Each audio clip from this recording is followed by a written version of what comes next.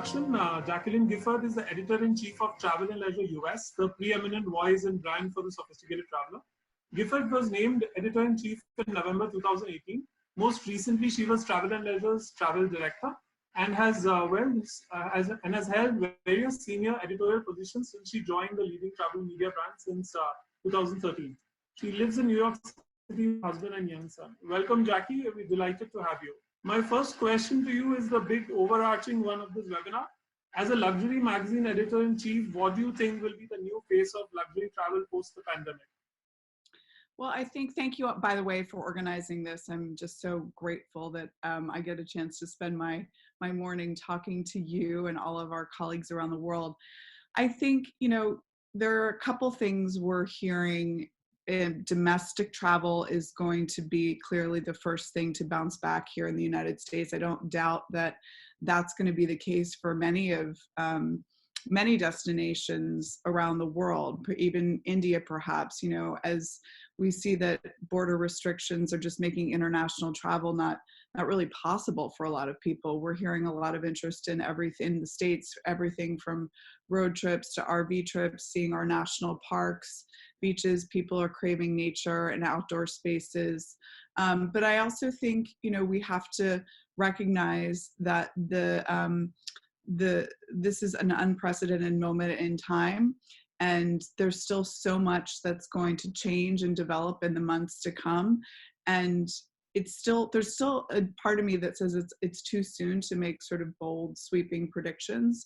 One thing I'm feeling and personally interested in is how we rethink our cities. And we're all living, everybody here on the call is living in cities, and rethink cities as greener places, cleaner places, places for culture. And they've always been centers for culture. How do we reimagine that in a new world?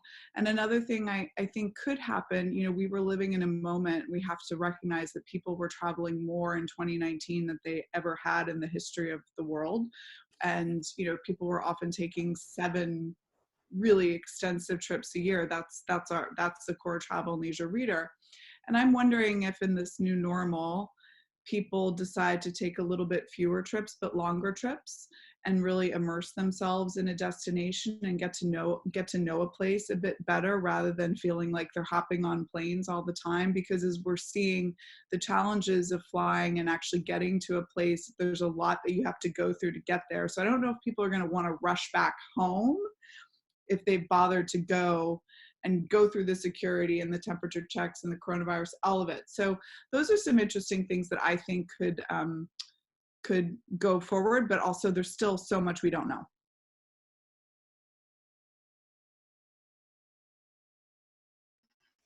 Thank you, Jackie. I'd like to pose the same question to Alejandro Ortiz Matu. A brief introduction. Matu is currently the editor-in-chief of Rob Report Mexico and the soon-to-be launched Travel+Leisure Mexico, and publisher at Business and Luxury Media Group for Food and Wine in Espanol and InStyle Mexico brands.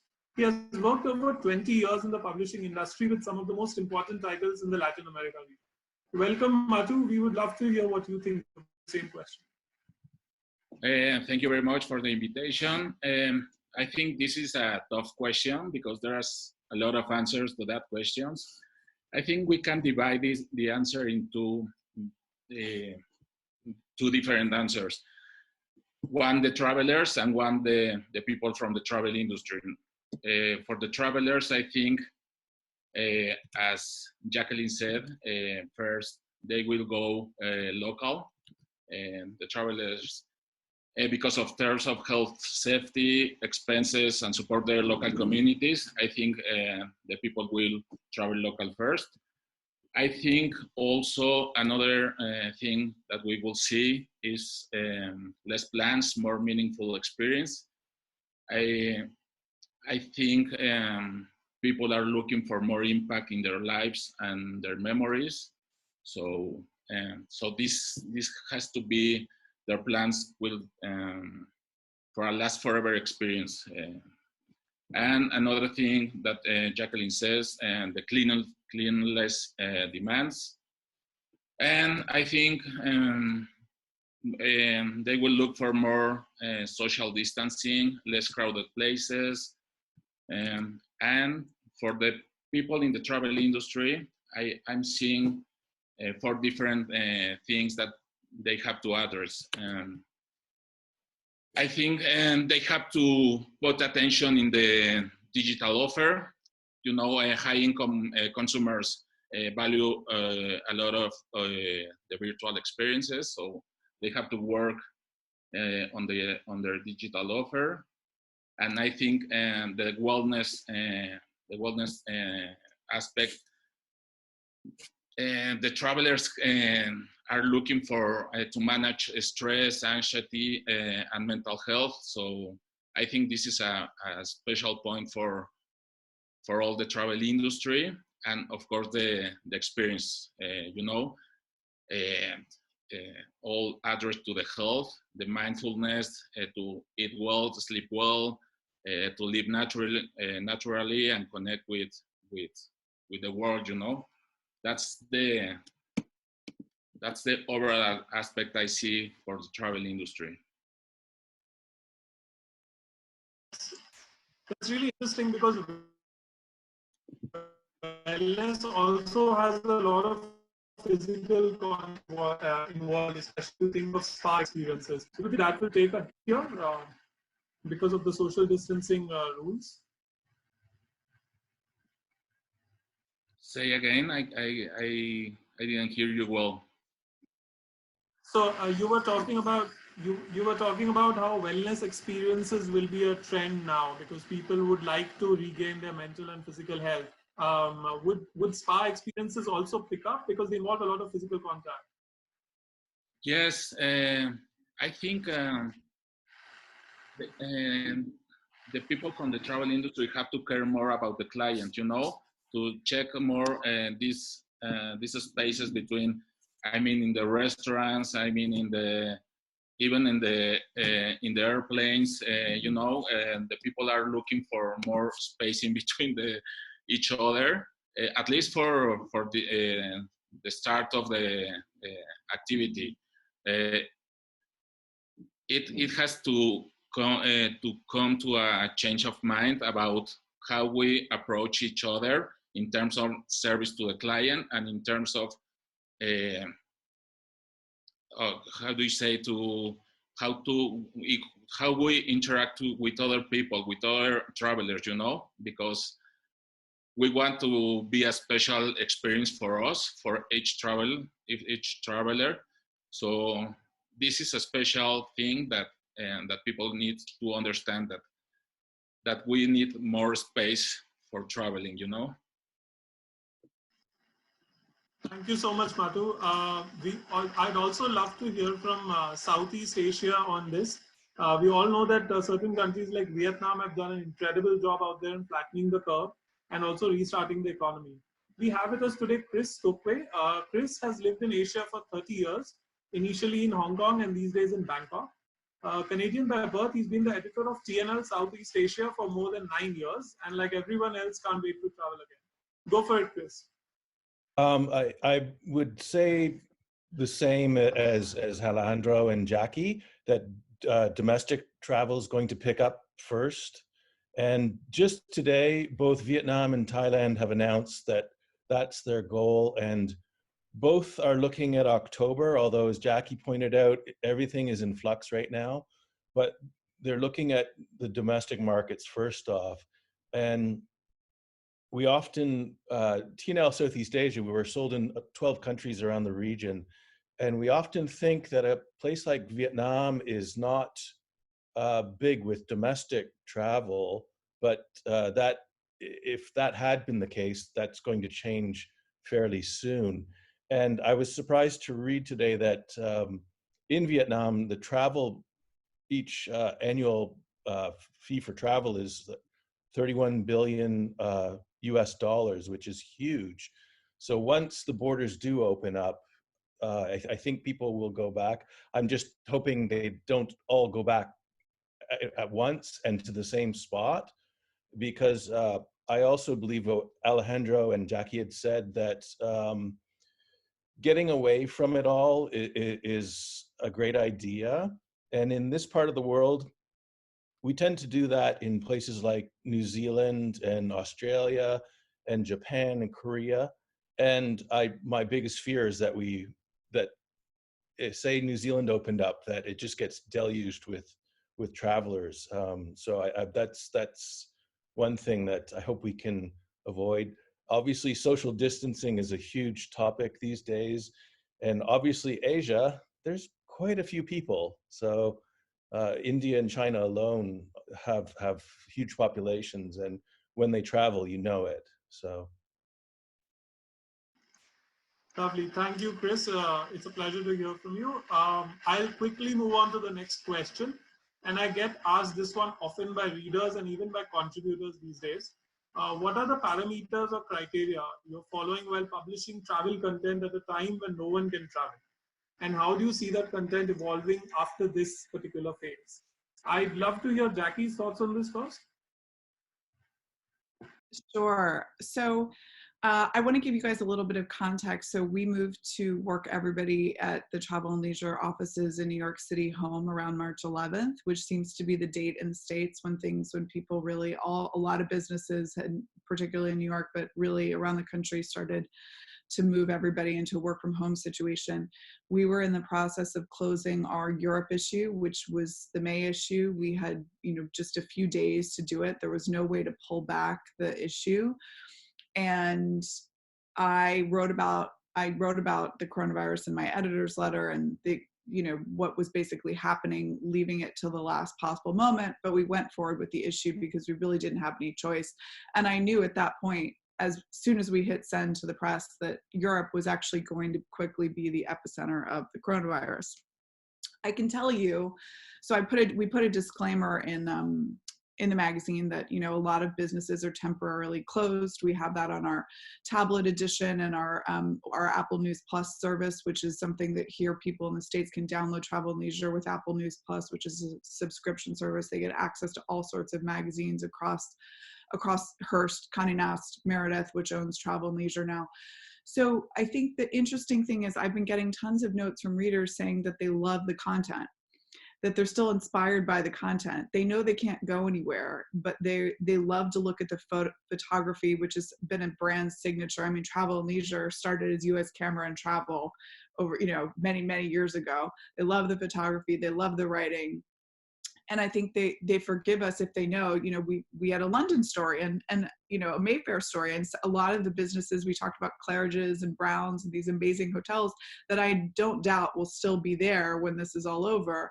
And they sort of, they don't, I don't think that people are, they're dreaming, they're looking to better days ahead. So after that happened, we then had to produce our June issue, and we definitely changed some things in our lineup. We commissioned new content, this beautiful essay about learning to love where you are, a photo portfolio of Art Deco signage in Porto.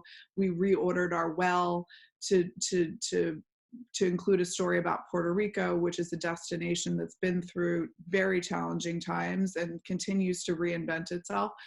And I think it's with that soft messaging that people sort of understand like the times that we're living in, but it also gives them hope for a future.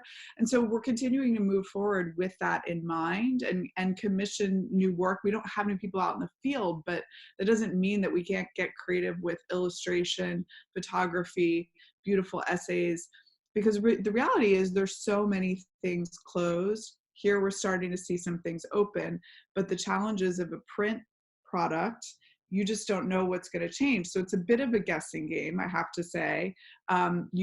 We do everything we possibly can to be forward-looking and smart and sensitive. And then digitally, we're doing up to the minute things on everything from airline refund policies to virtual travel, inspiration, things to buy if you want to work from home and create a travel-inspired environment, our favorite global recipes. So the digital storytelling, I believe, is where we can really sort of go through the now. And then with print, because a lot of people, and it's true, I think for everybody here, their readers save these issues and think about trips 1, 2, maybe sometimes even 3 years down the road. Like for our readers in America, going to India is a trip of a lifetime for them. And so, you know, oftentimes they'll plan a trip like that for many, many years. So I think we have to recognize that the visual inspiration and the dreaming needs to continue, and the print product, that mission still can hold true, even in these challenging times. And we do, and I always talk about the virus in my editor's letter, which I know people read, and I post about it on Instagram. So I think it's a bit of both. You have to sort of give people forward-facing, future-looking inspiration, recognize the challenging times that we're living in, but I don't really believe that people want to pick up a travel magazine right now and feel sad. They get enough sadness elsewhere. They're getting it from television, their phones. It's relentless. So I don't think I and our team needs to provide more of that for them. I think they need emotion and heart and thoughtfulness, but they also need to dream. And that's that. I think that we're doing a good job. And I get notes from people telling me that they like the print product even more now because they're stuck at home and they dream about all these places that they're reading about. So that's what we're doing here in the States. Thanks a lot, Jackie. That was really insightful. If I may call on the home turf, I'd love to hear India and South Asia's response to this, for which we have Ms. Oindula Mitra with us. A brief introduction. Oindula Mitra has been the editor-in-chief of Travel and Leisure India and South Asia for the last 2 years. She comes with over 17 years of rich experience in media across print and digital platforms, covering travel, lifestyle, fashion, and beauty. Mitra is also an avid traveler herself and closely follows the current pulse of millennial travelers. She has successfully fronted various innovations for Travel and Leisure India, resulting in the brand growing by over 300% in its digital reach in 2019-20. Angela, what are your thoughts on the content strategy during India's lockdown, and where does it go from here? Thanks, Sumit. Can everyone hear me? Yes. Thank you. Other than making me sound really old, it was good. Thank you, everyone, for being here. You know, taking off from what Jackie actually said about hope and about dream, I think that's what Travel and Leisure is all about. It's about inspiring people. You know, I always keep telling people this, that travel is never going to stop. You know, it's the innate human nature of curiosity, of wanting to explore the unknown. And I don't think one virus is going to really kill that anytime soon. And picking up from where Jackie said in the last conversation that she had, that last year in 2019. We had about 1.4 billion people cross borders. That number in 1950 was just 25 million. So you know the difference, and you know how much people want to travel, you know, irrespective. But of course, you know, you can't really ignore the current crisis, because what we're seeing is unprecedented. It's something which is new for everybody across the world, really. And honestly, what we will look at is for travelers and the industry to adapt to the new normal. When travel does start AC, which is after coronavirus, what we typically call, and in jargon, travel in AC, which is travel after COVID or travel after coronavirus. When it comes to the parameters that especially Travel and Leisure India and South Asia follows, I think it's very close to what Jackie mentioned. It's about dream, it's about hope, it's about inspiration. You know, interestingly, I sort of kind of chanced upon this research which Cornell University did, and there was a very, very close correlation between travel planning and mental health. They said that the anticipation of an experience can actually increase a person's happiness substantially, and that is much, much more than the anticipation of buying actual material goods. So what it basically said is that that you consume a trip the moment you start planning or thinking about it. So, building a wish list, inspiring people, especially in India, Sumit, you would know this, of course, we went into lockdown literally from March 22nd. So, it's been close to 2 months of lockdown. Of course, lockdown 4 was declared a couple of days ago, and there are some relaxations, but people have pretty much been cooped up in their homes for the last 50 odd days. And your itch to travel and your urge to travel is always going to be there. So what do you do to sort of satiate that, right? And that's the job of a travel magazine, of a publishing title like ours.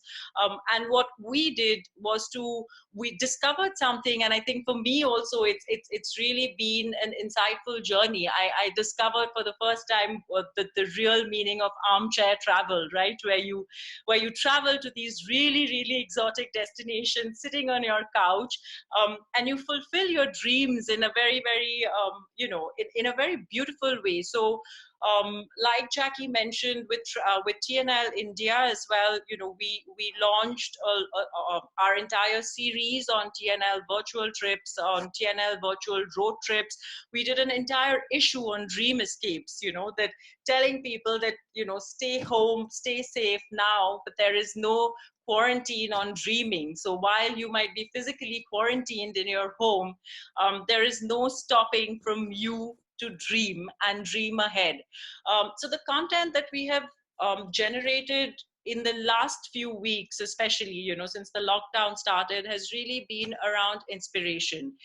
It's been about sending people the message of hope, the message of positivity, sort of satiating their travel urge through, like I say, through armchair travel, which is a sort of an escapism of sorts.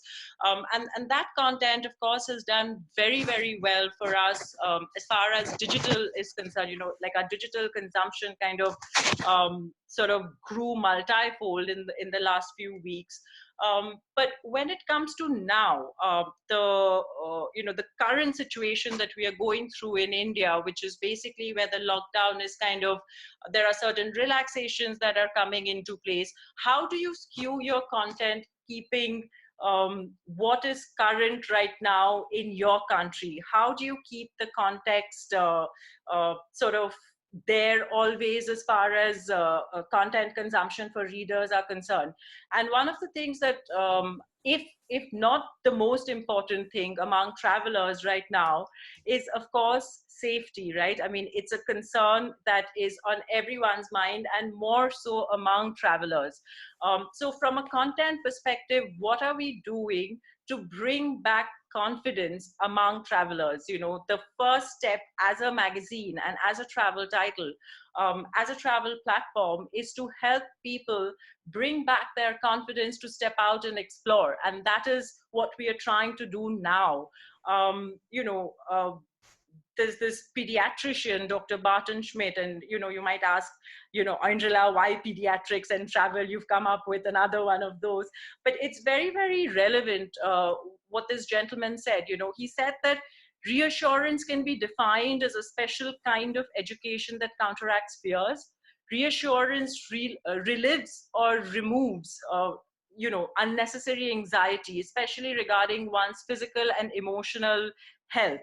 So what our job right now as a travel magazine is to really inform our readers, is to really arm our readers with information to bring back the confidence for them to step out and go out and explore the world. And that's exactly what we are trying to do with the content that we are pushing out now, whether it's through our digital platforms, whether it is through, through the magazine issue that the e-edition of the magazine that we are bringing out.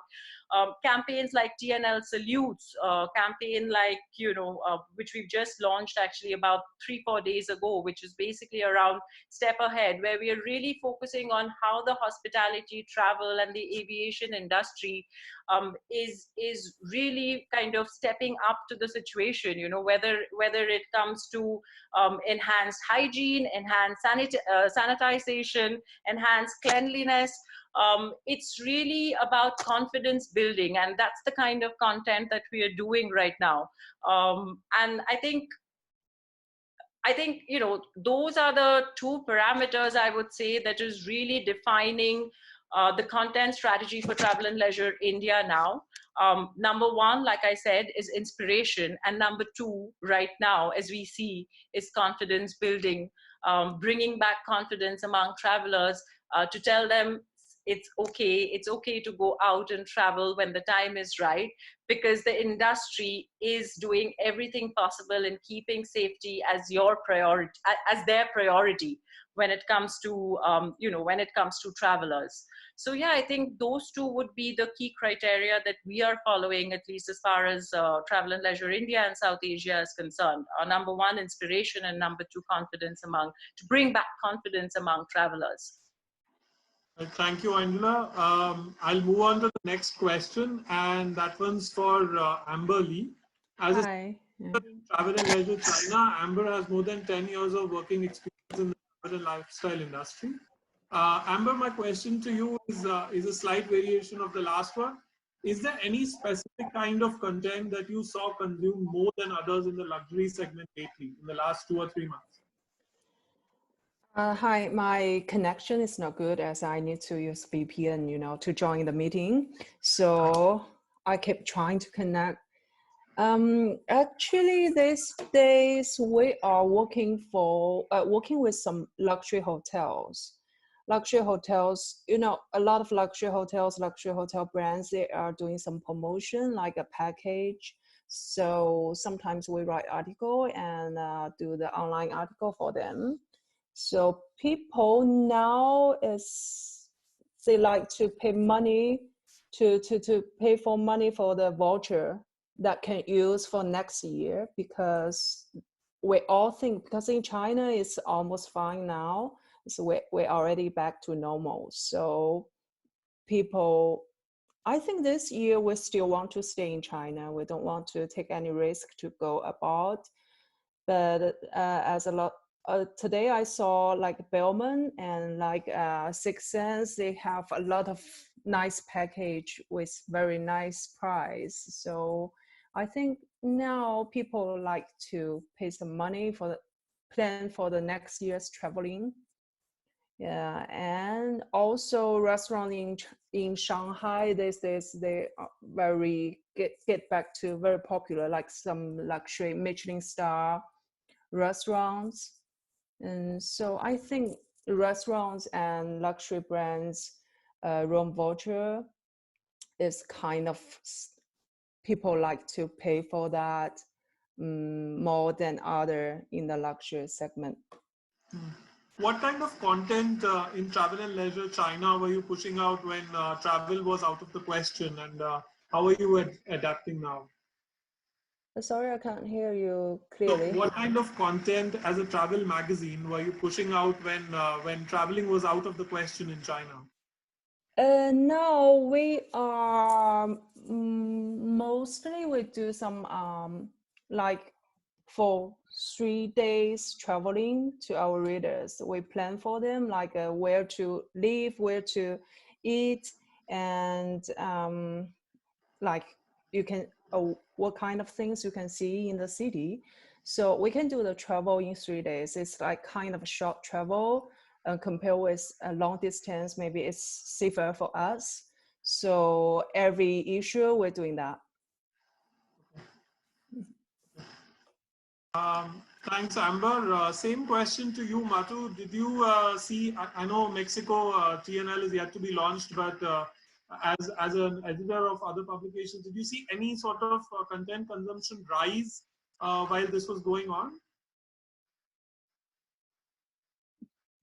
Yes, well, the articles that establish and maintain empathy are the more likely than others. And I think no amount of technology can replace the human element in the world. So those articles that are especially good news and focus on inspiration are the best and the best for the readers.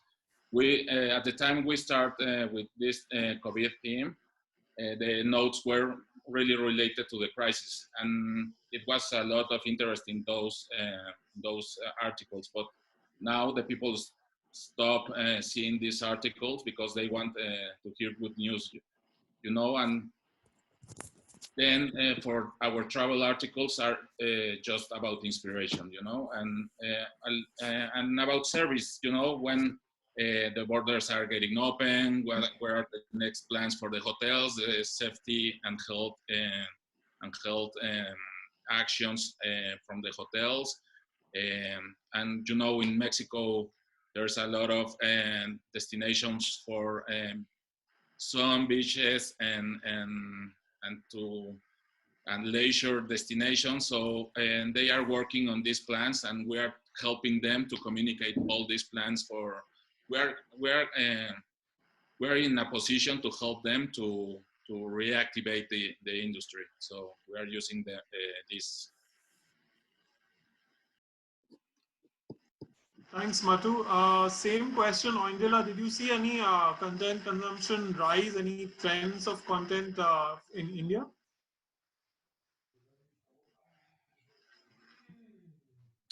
You know, I think it's kind of correlating to the last question and, you know, what I said earlier on.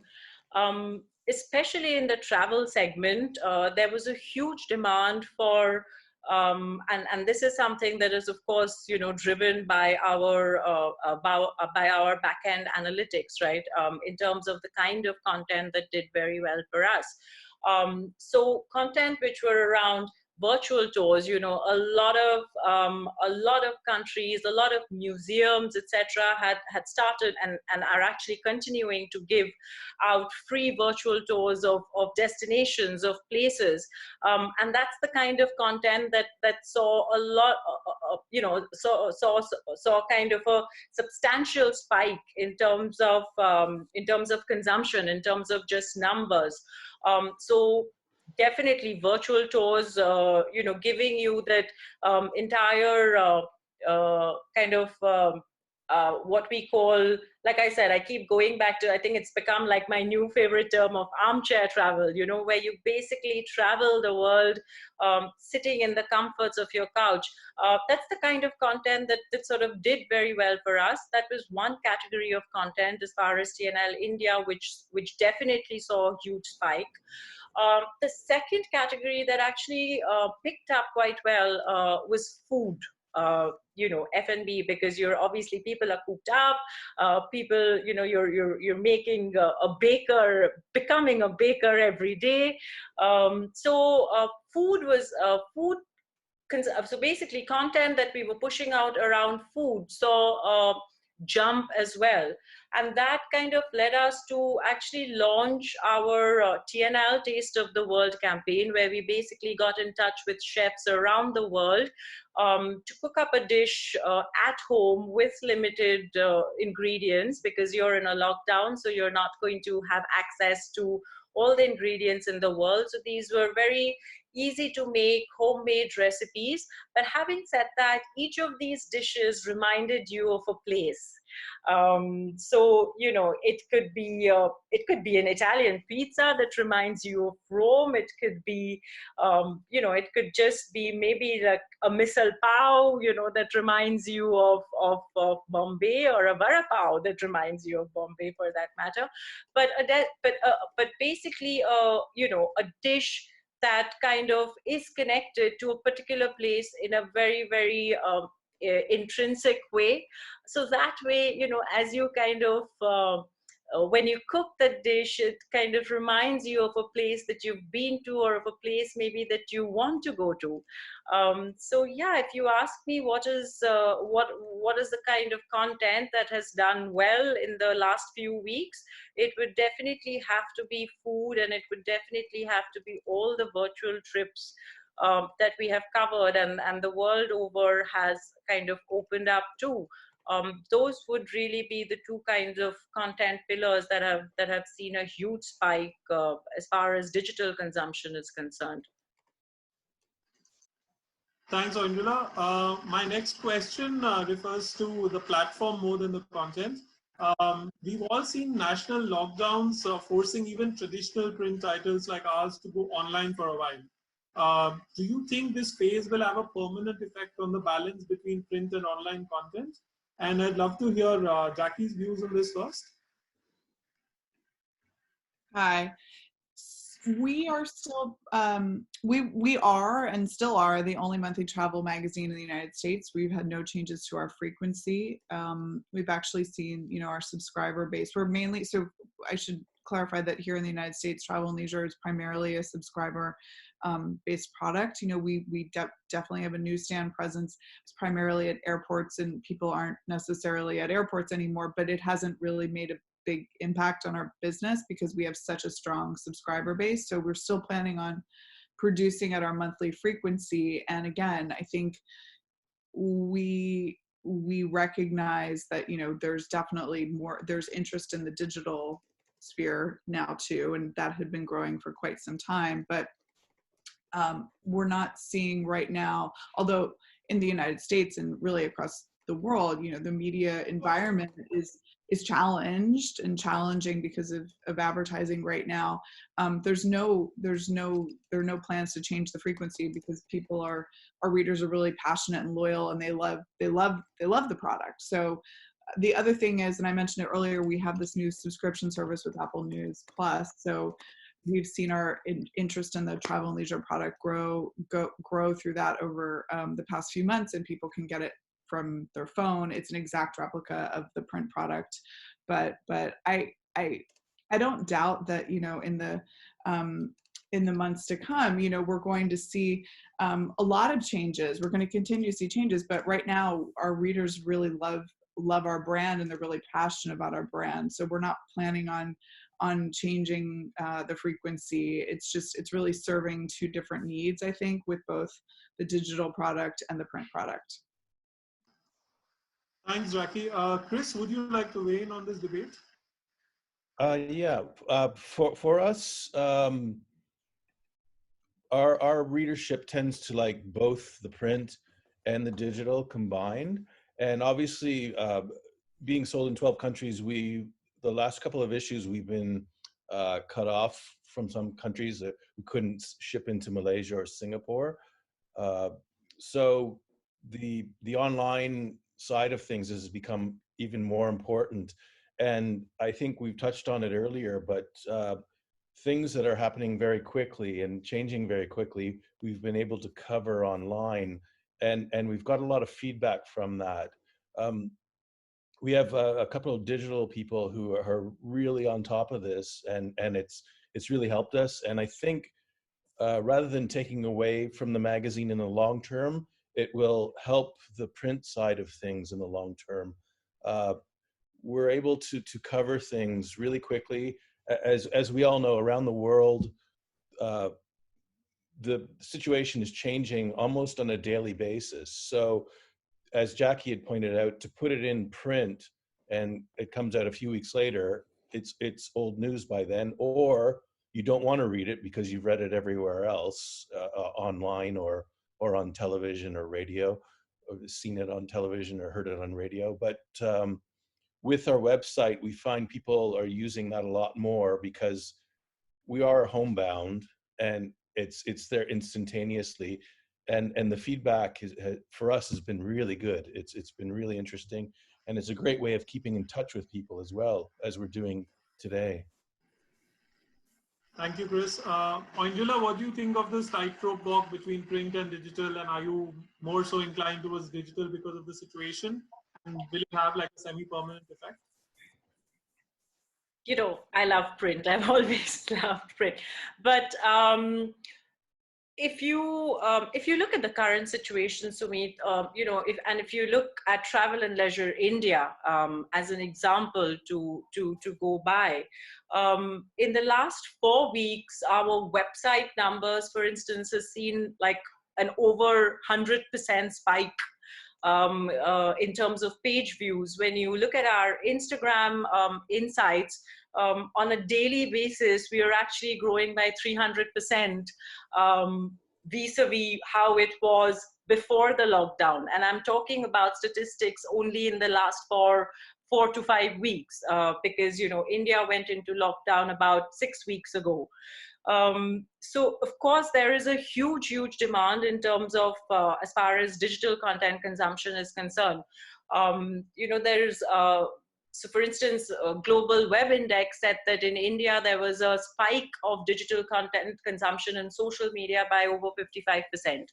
And that's a huge number when the internet penetration in India goes into billions, right?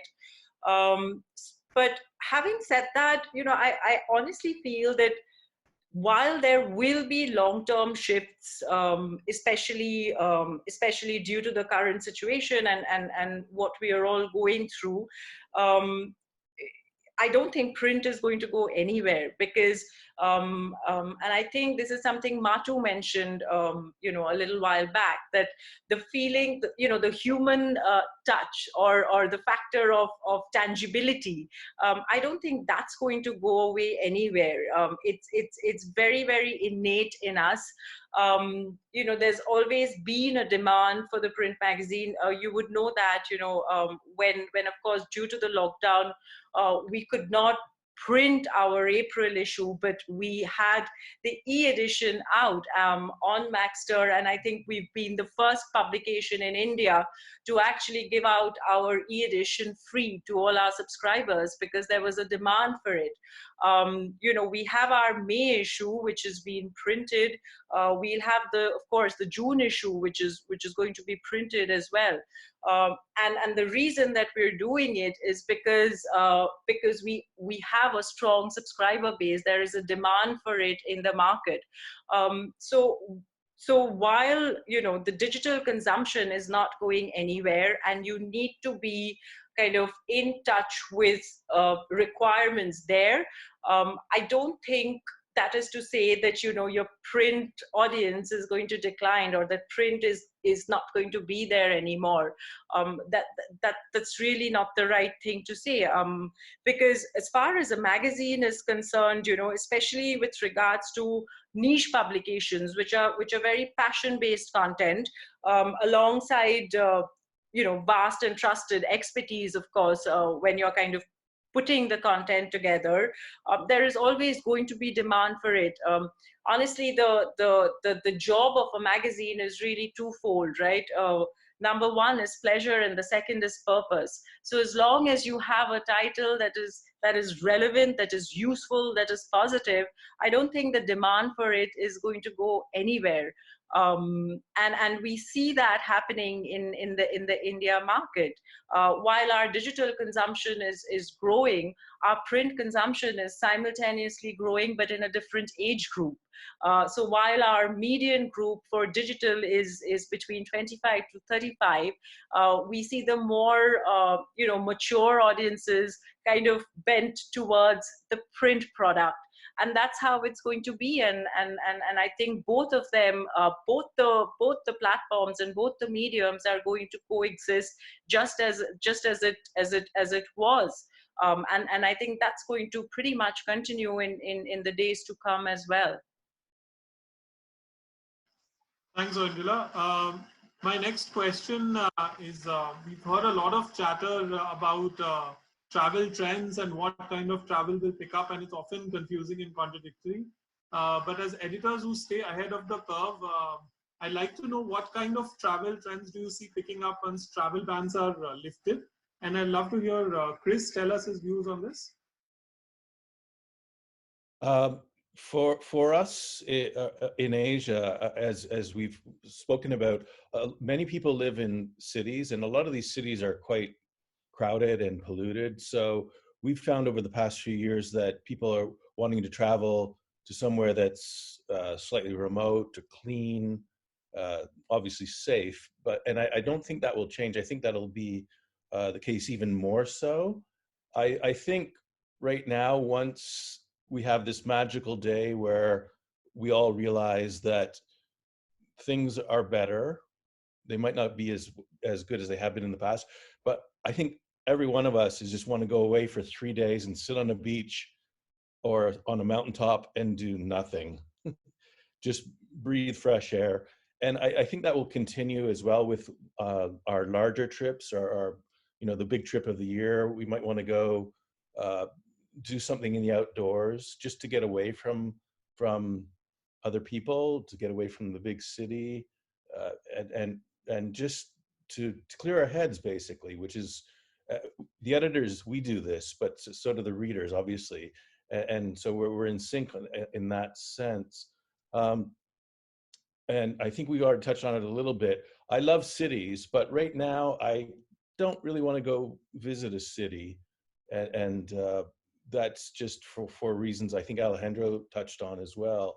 But I think health, wellness, food is always a big topic in Asia. So all these things are going to be things we're looking for. Thanks, Chris. Amber, in China, you've said that you're pretty much inching back to normal, right?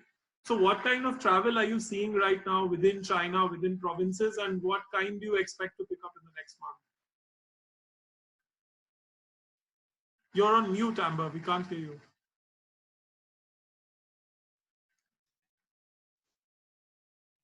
Is it okay now? Yeah. Sorry about that. As Chris said before, actually the same. We want to do some places which is not in the city, some countryside around city. I mean, in China now we are, most of us, we are looking for some places they have water, has mountain that we can get some fresh air from there. So this kind of places. Once, if we can go abroad, I think like islands, these destinations will be very popular, because we just want to lay there, maybe for a few days, get the sun, under the sun, and ocean and beach, something like that. And I think the family traveling will getting very popular, because actually on the quarantine, we all, families stay together. During the Chinese New Year, we all on the quarantine at that time. So people, between family members, we had argument very often, because we stay in the same room, they stay in the same place the whole day, not the whole week, whole month, I think. But actually, this kind of things make our relationship getting closer, I think. Because before the virus, we didn't have time to stay such a long time with family members. So I think family traveling will getting very popular. We really want to go somewhere, go maybe some islands with our parents, our children. Yeah. Thanks, Amber. That's lovely. Jackie, where do you think, what kind of trends do you foresee in your readers in the immediate aftermath of this? Well, I talked a little bit about this earlier. I guess the idea of staying longer in one place. I think Amber's right that people have been separated from their some people here actually have been separated from their family members if they weren't able to quarantine with them. So they might want to take an extended trip with loved ones when they're reunited and stay, and whether it's in a beach holiday or,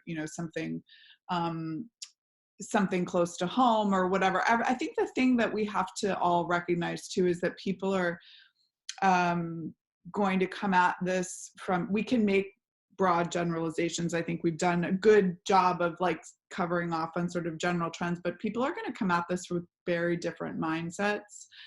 So for example, like I actually, if I could go to Paris, even in a semi-closed mode and just walk around and see Paris, I would totally do that. Whereas another person might not want to. You know, I just saw last night in the local news, the Met Museum here in New York is planning to reopen in August in a limited capacity. And so I'm really curious to see what that experience is like. And, you know, my sort of thing that I'm talking about right now and trying to think that we as a travel industry could really do a better job of this is educating people in what I call the supply chain of travel, which is the growth, the economic empowerment that comes from the travel and tourism business. It employs 1 in 10 people around the world. I don't think most of our readers actually know that and understand that. And that by taking a trip and supporting a hotel, a tour operator, there's a whole chain of people that your money supports. And I hope that people start to feel you know, good, like when they spend money, they feel good about it and they have a better understanding of what travel does to open hearts and minds. And also it employs a lot of women, which in many industries is not actually the case. It employs a lot of people who might otherwise not have access to different types of work and jobs. So there's a greater global force here. You know, when you think of tourism in Africa, the safari tourism model powers conservation. And again, I think some people understand that, some people don't. What the other thing so I think as editors and storytellers, we can do a better job of making sure that people, when they do go forth, and I also think too, like for some people, they might not be able to afford a lot after this, right? Our readers are in the luxury affluent sphere, but let's be honest, there's nobody that's not been impacted by this. So what we can do a better job of is saying that even if you decide to support a local restaurant or do a staycation in your hometown, that is also a form of travel, and it contributes to that supply chain of travel, and you can do whatever you can to make progress, to help this whole beautiful industry rebuild. So we're trying to do that with our messaging, again, in a soft way, but it helps. You know, we did this amazing story just in this last issue in Colombia, this whole coffee growing region, and we highlighted some of these small local businesses and hotels. None of them were that expensive actually, but they really were, you know, one guy was actually just started this small little bird watching company there, and this little, you know, and you think of all these people and these entrepreneurs that have come up with these amazing businesses in a quite rural area. And so when you support them, you're really, you know, encouraging growth and development. So I think that's what I'm trying to focus on is making sure that people feel that the human connection actually means something. It helps people put food on the table for their families. Thanks, Jackie. Matu, my next question is to you. What kind of information do you think readers will look for while making their next travel plans? Or what kind of information would you as an editor like to give out now that the rules have changed? That's for me. Yeah, could you hear the question? Yes. Okay, I think the first thing the travelers has to check is they're safe in the place they are traveling to. I just quick, I remember 2 years ago, I was headed to Mongolia, and I didn't check that there was a tsunami in Japan. So, no, I'm sorry, a monsoon. It's a monsoon. So I was trapped in Tokyo for 2 days because I didn't check the news, you know. So my advice as an editor and as a traveler is that the people has to be more informed than ever, you know, to check with the official sites and sites like Travel+Leisure, and you more than ever you need to be informed about the conditions of the city or country you are traveling in.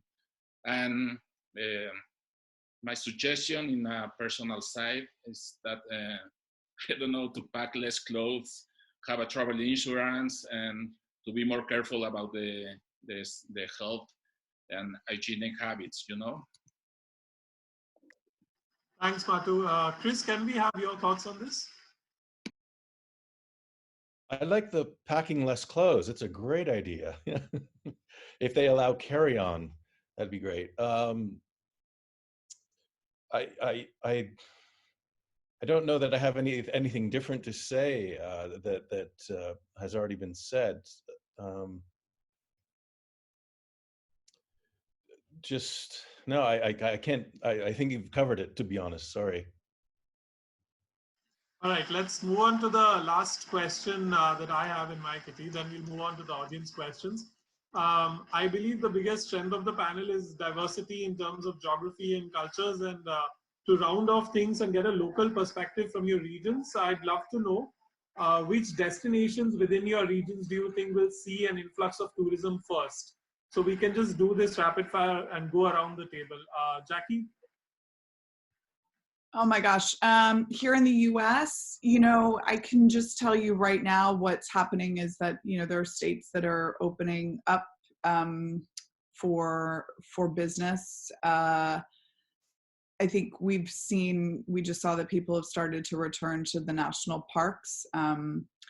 But, a lot of it, I think the travel is going to be regional. So say you live in Georgia, you're going to maybe go to a beach in your own state or maybe in a neighboring state, but it's tricky because a lot of people feel like they have to stay close to home and they're sort of watching the regional politics play out. But right now in the United States, again, a lot of the states have started reopening in phases for business. So we've got to see how things shake out in the months to come. Angela? How about India and South Asia? Of course, with India as well, I think while the relaxations in the lockdown in India, there have been certain do's and don'ts that have come into effect, especially with lockdown 4, which came into effect from May 18th.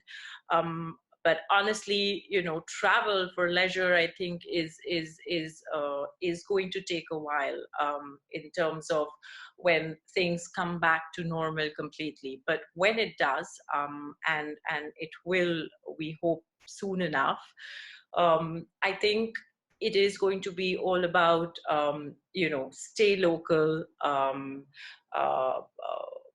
One of the trends that we foresee, for example, is road trips, right? So I think people will kind of look out for ways to travel which is more controlled and more in their control, so to speak. So I think quick road trips is something that's going to pick up immediately after the lockdown is lifted completely in India. If you ask me specifically regions, it's a bit difficult because the dynamics are changing very, very rapidly, like Chris said. So for example, till about last week, Goa was COVID-free. Now it's not anymore because they've had fresh cases in the last few days.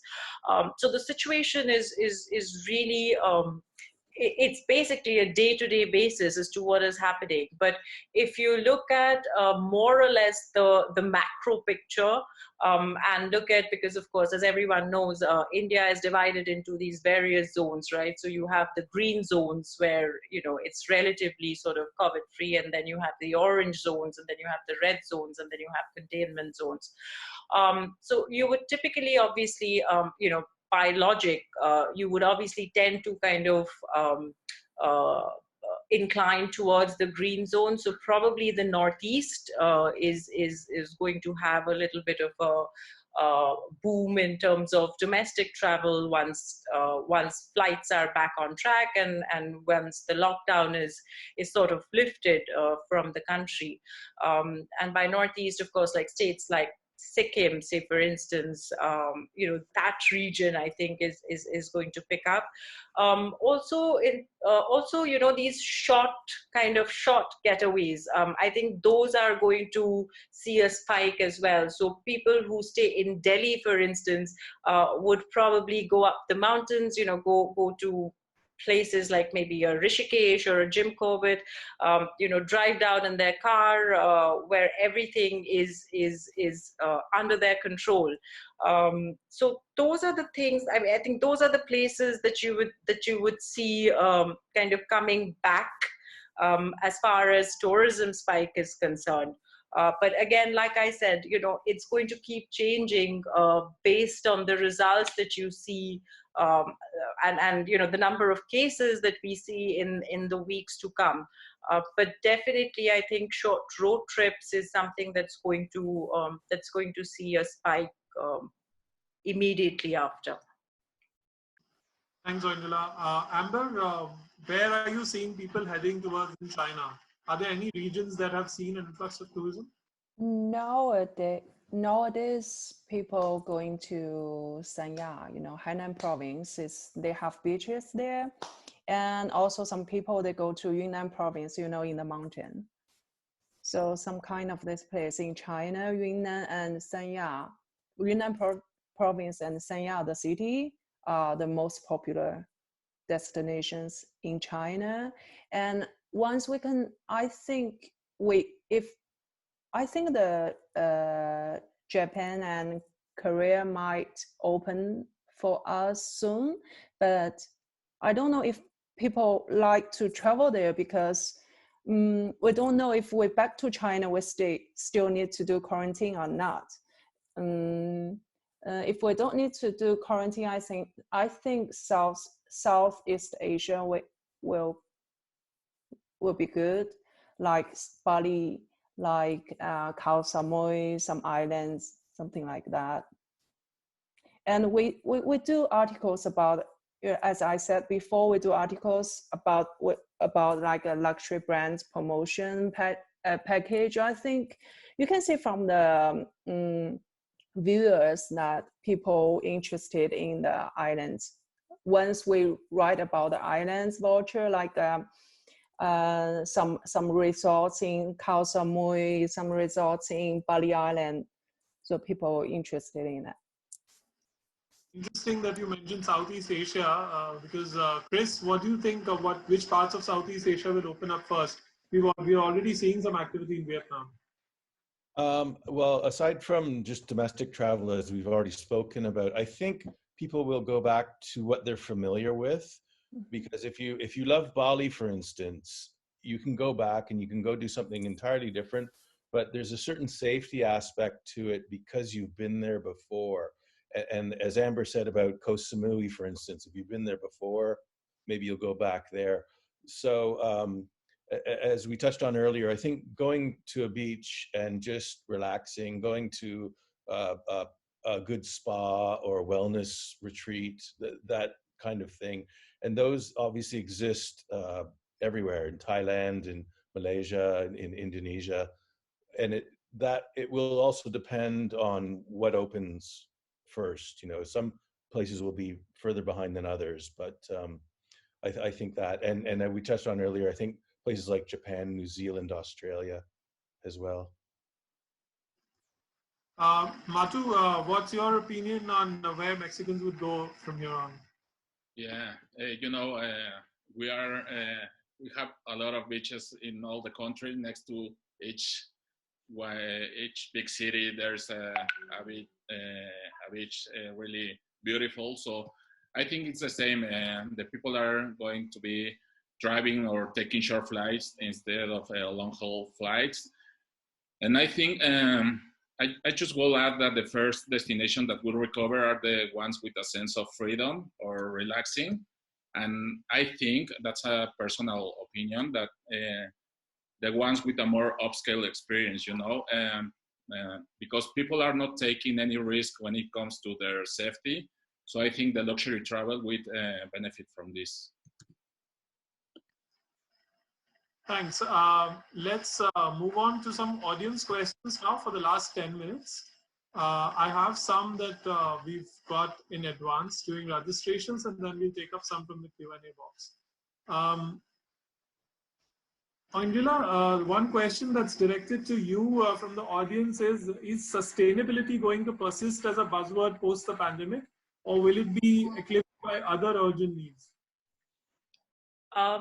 So, when it comes to sustainability, so Travel and Leisure as a brand has always been conscientious when it comes to responsible travel or conscious travel. And I think even before any of this coronavirus existed, and you would know this, Sumit, as well, that, we very conscientiously kind of promoted responsible tourism or conscious travel, even in terms of our storytelling.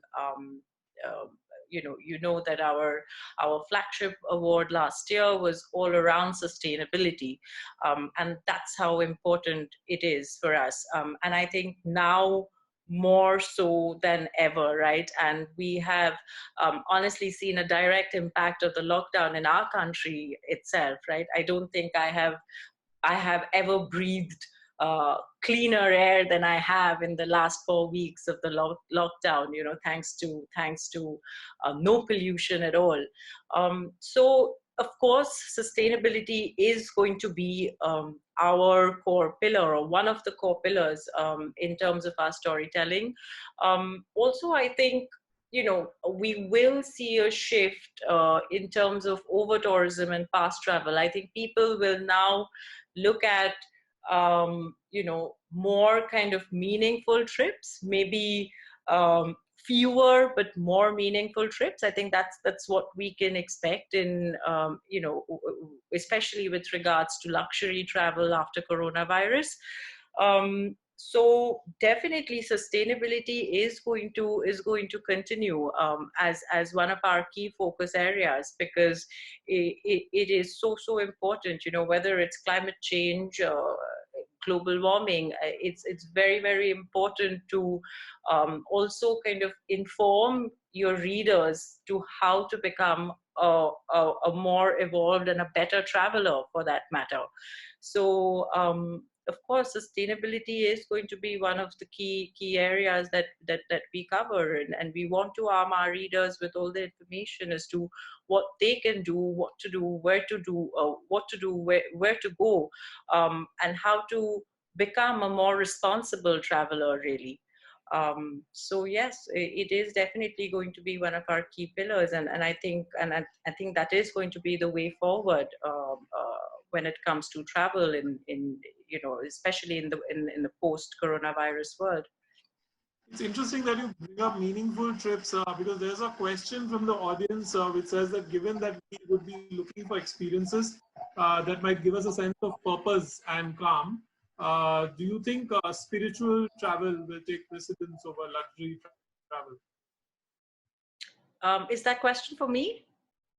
I mean, yeah, any of the editors could take it. Yes, I mean, when it comes to India as a destination, I think spiritual travel has always been on the top of the radar, right? I mean, it's the land of yoga. We've known people coming to Rishikesh forever. But like I said, I think there will be a surge for more meaningful travel and for more meaningful experiences.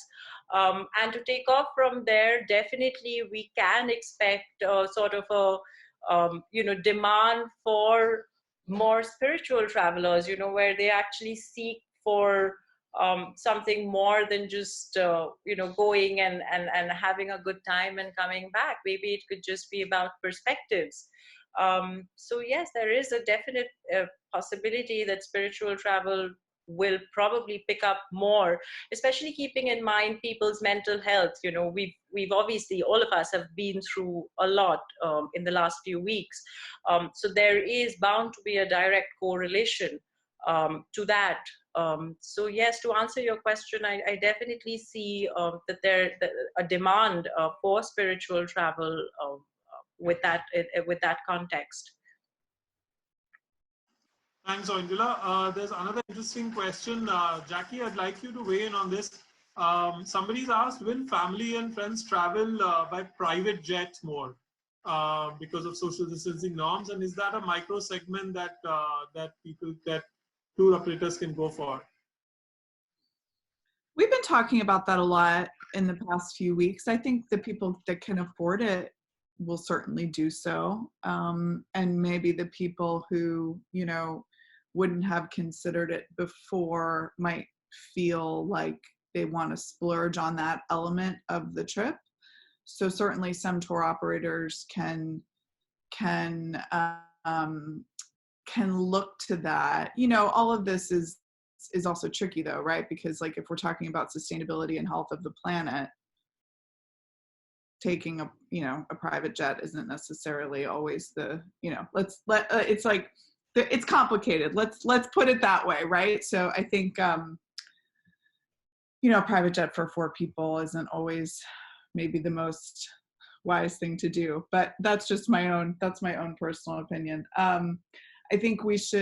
I think there are some people who are going to definitely feel like they're so nervous about contact with others that's the only way they will travel going forward. And that's their choice. That's their choice. Thanks, Jackie. Chris, I'd like you to answer this one. There's an audience question that says, as editors of luxury travel magazines, what kind of content would you be keen on commissioning to freelancers and contributors right now? Oh, they just excellently written stories about anything. No, I think while we've all been stuck at home or in quarantine, we've realized how much we all rely on each other. And I think Andrea touched on this, is a lot of our travels will be not just to go somewhere, but maybe to learn something or to learn about the culture more than it has been in the past anyway. And I think that's, if you're stopping to think of positives out of all of this, that's one of the big ones. And I've been telling people to, while we can't travel now, to research your trip a lot more than you have been. And one of those ways is reading T+L. But if you do research your trip and once you do go on it, you're going to get so much more out of it.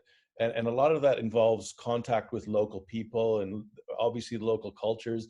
We touched on it a little bit. In Asia, food is huge, so you can't go wrong there. So anything along those lines would be fantastic, I think, for any of the editors here. There's another question from the audience. They're asking whether what are the top 3 things that people will look for from resorts when they start traveling again, and as travel editors, what would you advise? What should be the key focus area for a resort right now to start attracting customers as soon as borders open up? This is an open question, so anybody is free to take it.